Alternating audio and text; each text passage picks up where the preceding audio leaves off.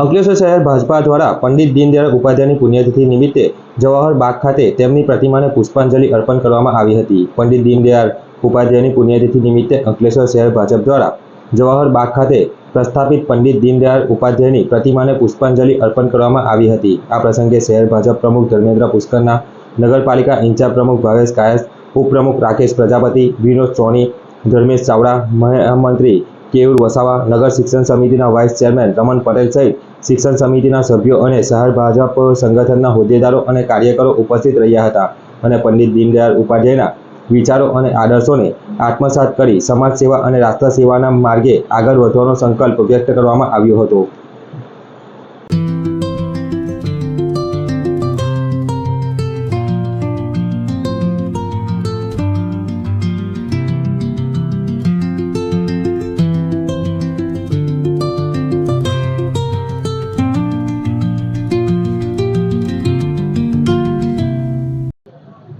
એકાત્મ માનવવાદના પ્રણેતા અને ભારતીય જનસંઘના સ્થાપક સભ્ય એવા પંડિત દીનદયાળ ઉપાધ્યાયજીની આજે પુણ્યતિથિ નિમિત્તે અંકલેશ્વર શહેર ભાજપ દ્વારા જવાહર બાગ ખાતે તેમની પ્રતિમાને પુષ્પાંજલિ કરી શ્રદ્ધાંજલિ અર્પિત કરવામાં આવી હતી।